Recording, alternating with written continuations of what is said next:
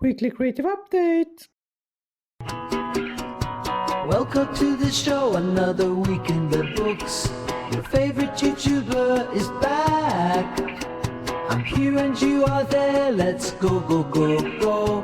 Carl makes Sundays great again. Hello, and welcome to the video. Welcome to the show. I'm here and you are there. It's a Sunday and it's how it is supposed to be. My name is Carl and I'm going to be your host today. I'm always your host. I'm an artist, and here on YouTube, here on this show, I share what creative endeavors I have been into. What have I actually been doing the last week? That is the big question for myself and maybe for some of you out there. That's why you're tuning in. You want to see what's up in the creative world of Carl. And what is up right now, I can tell you. Let's get into it. I have, last week I told you I've been sick. I still have been a bit sick this week. Haven't really fully recovered yet, so I have trying to take it slow, but I have not really been able to do that because the last 5 days I built this shelf that I told you about, or I started to build this shelf. And the main part of it is actually done now. Let's slide some picture of that. Not the best pictures, but I have come a long way. I put mostly of the parts together, and you can see here on the sides there are some decoration. It's I've used a milling machine, drawing some free-form floating patterns, and one is a free-flowing pattern, and the next one is more of a strict pattern with where I used a domino machine and a drilling machine. And right now there's hole, but those holes are gonna be filled out with some wood that is gonna stick out. So one is free flowing and going inwards, the milling, and the other one is more of a strict pattern, symmetrical, and those are sticking out. So that's really fun. Now I will go over it. I will sand it. I will make it shiny and sharp, and then I will put in the little wood, and then I will treat it with some sort of oil to get it a bit more, to see the wood and see everything pop a bit. And I will actually use linseed oil. I think that might be a bit too yellow, but I'm not sure. I'm gonna do some trials with that. And I've also bought some red pigment because it's called red beechwood, and I wanted to enhance the redness of it. It's kind of light red if you really look closely at it. And I want to, inside of every kind of shelf pocket, I want to make it more red. So might go with a bit red there and a bit more yellowish on the outside. But we'll see. I'm not pretty sure on that, but I feel satisfied with the shelf. But one thing is weird, because I finished it up here for a couple of hours ago, and I was really happy. It was really well putting it together, and I used I made a little video this week as well where I showed you some of the process, where I talked about. I haven't put it out, but I'm editing it, sort of a little day in the life, a short one, a raw take, little day in the life I filmed. And there I told you that I used the domino machine for the first time to put the thing together, which is really fun, and it's really fun to learn new stuff. But it went really smoothly. It was like a puzzle that you could put together afterwards, and it's really stable right now because of that construction there, and that was fun. But the weird thing is that I was really satisfied with everything. It was going so smooth, but then I put on the last top, and it becomes sort of this little gap, like 1 millimeter of a gap, and you could really see it because it became black with the shadow and everything. It's a little gap, but it's still stable and stuff. But it's just the aesthetical part of it that I was like, oh damn, why couldn't I really fix that? Why is that? And now we sort of hang up on that little thing. But overall, I'm super happy and excited about it, how it is turning out. But just some small part of that is like, if you get 100, oh, you're great, you're amazing, you're thumbs up, and then you get 1 thumb down, and someone says, oh, you get you're getting hang up on that, and that's in mode that I'm in now. So I'm trying to shake it off now. Okay, let's do it together, guys. I'm really grateful for the shelf that I built, and mistakes will be made, and that's human, and especially now in the age of AI, we really have to embrace that. We really have to embrace the human error, and that's what I'm doing now. I'm so satisfied. I'm leaving that behind. Me being annoyed over the little gap on the top part, that will just flow away now from my shoulders, and I will be getting relaxed, and I will get in a peace state of mind that is peaceful. So that's what it's all about. Letting that go and saying this is great, this is amazing. But yeah, so that's what I have been working on, and it's been really fun. And yeah, coming along great. And I have actually, I was gonna say that I sent in an application every day for this week, but that would be a lie, because I missed, what is the date? I can still make it, because if I sent in one today, I will have made a whole week of one applications every day. So let's see if I'm gonna do that. I'm a bit tired. I'm gonna cut myself some slack here. Been working hard, and when I got home from the workshop, I just went to bed and slept for 1.5 hours. So I'm newly awake now.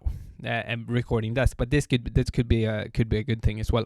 But yeah, looking forward to it. We'll be coming along next week. I will go out to a summer house into the forest, taking some relaxed and chill time, maybe working on some slower projects there, maybe more of sketching phase, and we'll be leaving the shelf for a week, and I will be thinking about what I can do about it and how I will treat it and how I will move forward with that one. But I also brought when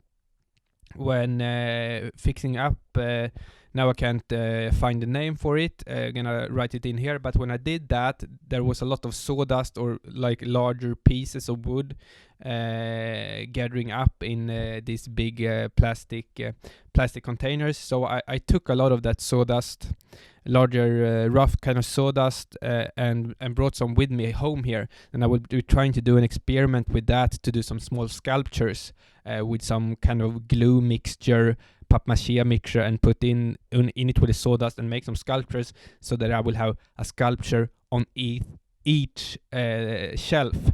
So 6 sculptures will be standing in the shelf with the wood, with the beech wood, which could be really fun, and see how that can work. I will also do that. I will sketch on that, and I might bring some sawdust out into the woods and experiment with that. That could be really fun. And I might do a little vlog out there. We'll see. But it's mostly for recharging and being out in nature, and maybe being a bit disconnected from the outer world and from the Instagrams and YouTubes and everything there is. So we'll see. A little needed recovery, charging up after intense periods of work. You need that. So that will be fun. And now for the next part. Is the part that everyone loves. Hopefully, maybe. I think it's fun, or I think it's necessary. It's the self-promotion. I'm gonna self-promote myself, and it's gonna be really quick or really slow. I don't even know. We'll see. I never know how it's gonna turn out. I just go with the flow here. But self-promotion is important. I'm repeating myself every episode now because it's fun, and as I said, you need to do that. You need to repeat the important stuff. And for an artist early in their career, especially as I am early in my career now, I need to get as many eyes as possible on my work, on what I'm doing. And this YouTube channel is one of them. My Instagram page is one of them. If you're watching, if you're liking the stuff, if you're liking some of what I put out, some of my perspectives into the art of the life of the artist, drop a subscription, and drop a little like on or a follow on Instagram. But the recent part that I want to promote most is my newsletter, Monthly Creative Update. That is called. It's one time a month. It's some small things, some recommendations I give out. I give an update on exactly everything I'm working on, what is coming up, and Yeah, this is fun. When I will get to 100 subscribers, there I think I'm at 66, 67. I will do a live stream. And there we will be cooking up some crazy stuff. It will be fun. It will be a little party going on the live stream on Substack, which is the app that I'm using. So go down here in the link. It's in a link below. It's in the description below. And go and subscribe to the newsletter. I will be very thankful for that. And all of the other platforms as well if you want to. But don't feel forced. I never want anyone to feel forced to do anything, because in life, that is what is beautiful with life, that we all have our free will and we are able to do anything. No human is limited, as the marathon runner Eliud Kipchoge once said. And I think that is true. So yeah, a little short promotion there. Let's move on to the next topic. But first I'm gonna see if the recording is still going. Yeah, the recording is still going. And the next part is actually... Everyone is asking, what is the next part? Guys, you should know this. I have four-part segments here. I have the weekly question coming up right now. And the weekly question, I have looked here. And guys, it's been bad with questions lately. I know that you don't have to do it, but if you don't want me to ask myself a question, if you don't want me to write myself an own question next week, you will have to send in some questions. You can ask me anything and I will apply to it. I will say the answer to it. But this was for a couple of weeks ago, so it might be a weird one, but I will take it anyways, because this was what I had. CL Shaw 01 is asking, what all art tools will you pack for your journey? What is all the art tool you will pack for your journey? Do you have a must-have toolkit? And buy the rest there. That was a good question. This was a question when I talked about going to the artist residency in the northern part of Spain, up in the mountains, in the Pyrenees. What I brought was my little Dremel machine, which is a little machine that you can put on different kind of tools in the front, and you can... I mostly use these small milling things to draw in wood. That was the thing that I packed. But I have been thinking about this, the essential toolkit, and I was gonna do a video about that. There are some videos that are like, I think it's music videos on the YouTube. That is what's in my bag. Or I don't even know if it's music or if it's just what's in my purse. No, I think it was in my bag. The concept is cool, and I think it's about music and stuff like that. But I'm not quite sure. But I wanted to do that sort of what's in my backpack when I'm going to the workshop, because there's always these certain things that I usually bring. Is this 90-degree angle for measuring and for straight angles, and then it is. No, I don't have it here beside me. The measuring, the bigger measuring thing. My English is bad now. I need to practice more. I need to look up these words before. I need to prepare. You need to prepare, Carl. Oh, but I never prepare. Yeah, but you have to prepare to some sort of degree, because this is not working. Yeah, it's working kind of good. It's working okay. If you don't think it's working, do you think I need to be harder on myself? Do you think I need to learn the English language? But in Swedish it's called tumstock, basically thumb measuring, thumb stock.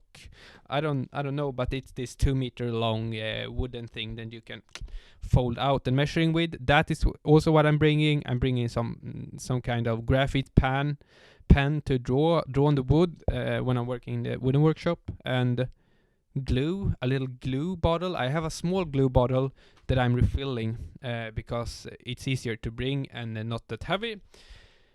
What do we have more? We have maybe some drills. We have some screws sometimes, some sandpaper. Sometimes I have this little small mouse. It's called a little mouse sand thing that you can sand with, a little machine. But there's probably other things as well, small things, and I usually have a little nail where to put down in the glue bottle, and all these sorts of kind of tricks and stuff. And there is always protection wear. You have to look after your eyes. I once did a video here maybe a year ago or a half year ago, where someone said you have to protect your eyes, and that's true. And one time when I was in school, me and my friend, we built a little pavilion, and I had to go to the emergency because I didn't use protective glasses, and I got wood in my eye, and I got like a scratch on my eye. Now I don't even know the word for this as well. Hornhinna, on the eye. It was not nice on the outer surface on my eye, and it really really hurts. And I have to wear this kind of. I look like a parrot. I look like a pirate for a little while. So protection is important as well there. And I've been using this mask to protect from the dust, some little mask, and those are one-time masks, and I'm used to them like all of the time. I reuse them all the time, but I'm gonna buy like a proper big one because that is really worth to invest in. So, but I will do that. I will do a properly what's in my bag. But that's a fun question. The essential tools. What is the essential tool? So that trip it was a Dremel machine, but to the workshop in general, I think that's a fun question and maybe a fun video topic for later on. So hopefully that answers your questions in some sort of way. And now, what is this? The next part, you know that it is the wise words of the week. But the wise words of the week has not even been prepared. Carl, earlier you did this. You prepared these kind of things, and now you don't do it. What's up with that? The thing is up that I have to work. I had to work on the shelf, and working 2 times. You have 2 jobs today, and it can be hard. It can be hard to do that, but it is what it is. Okay. Yeah. I'm not even gonna look at my phone. I'm gonna say this because I listened to a podcast here, and I think that is so true. And I talk about it all the time. And I listened to the Rich Roll podcast with. Now I don't even remember who it was with, but it was about taking risks. That life is about taking risk. You cannot play it safe, and I think that is so true. And because if we were to play it safe, it would be a disgrace to you and to what you love, and you would sort of like feel ashamed, or I would at least do it, because if you would do as everyone else said, I would be working straight out of high school. I would be working in some sort of shitty job. Not that there's anything wrong with like working at the supermarket or anything like that, but I wouldn't want to do it. But if I were to please my parents, for example, I would just get a job to carry on and to make my own money, or stuff like that. And I don't know, I wouldn't want to do that. And I wouldn't want to work as an architect in an office just because I'm educated as an architect doesn't mean that I want to work as an architect. I don't want to work in an office. I know how that is, and I sort of my parents think that it's weird that I'm not working as an architect, but that's the thing. I don't want to do it because I see the other people who works there. I know exactly what it's gonna be. I know exactly everything about the outcome of that, and that's not fun. That's not playing it. That's not playing it to the risk. I don't want to do that. I want to play it risky, and I want to really put myself out there because I want to do what I love, and that's taking a risk. And with taking risk, you have the opportunities. You will get opportunities will open up for you. Things will happen that you don't even know will happen, and that's what is exciting. That's what I'm going after, this journey. That's why I'm going after these exciting things. I'm going after the risk, because in the risk there is a lot to take. In the safe, going to an architecture office, I would know exactly what is going to happen. I know the outcome of that, and that life isn't interesting for me, because I want to play. I want to play the game of life. And to play the game of life is to have fun and try to see how can I make this fun, and ask that question to yourself and play the game. And if you're gonna play the game, it will be a risk. It will be a risk taking to play the game of life. You will have to risk anything.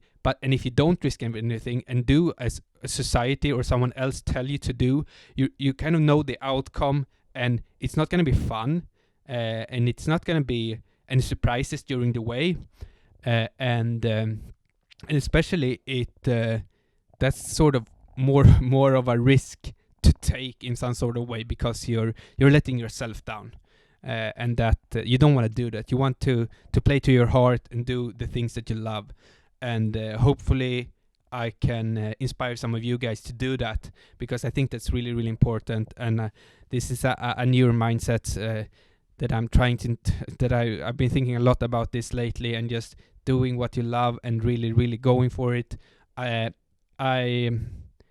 It's been a process. It's been a journey for me to come to that realizations, and I think that is really, really important. And it's a journey that we are all on, all of the time, everywhere. You have to just strive for it, do it, and hopefully you'll feel good. That was what I would come towards. That I have never been more happy and satisfied with my life that I am now, and I'm so grateful.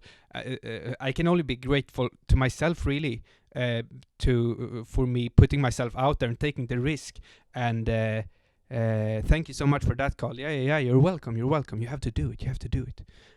This has become like it's me talking to myself, but it's always me talking to myself. But now it's more in a more fun, maybe hopefully more fun than weird schizophrenic kind of vibe. But I like it. But yeah, that's the wise words. Take risks, guys. That's the only way you can grow, and you can grow in other ways, but that's one of the ways you can have fun and be surprised by the outcome. I don't want to know the outcome. Life is an experiment, and that's what I'm trying to achieve in art as well, to take risk and to be experimental, and don't know what the outcome is going to be, because then there's more fun. There's more to the line, and there's more fun, and that's how we want to live our life. Thank you so much for me, and thank you so much to you guys if you're still here, if you're still watching to the very end. I love you all. Thank you. Now there's going to be an outro song, and I'm going to dance. I'm signing out with a song. This is an outro. I love you all. See you in the next one.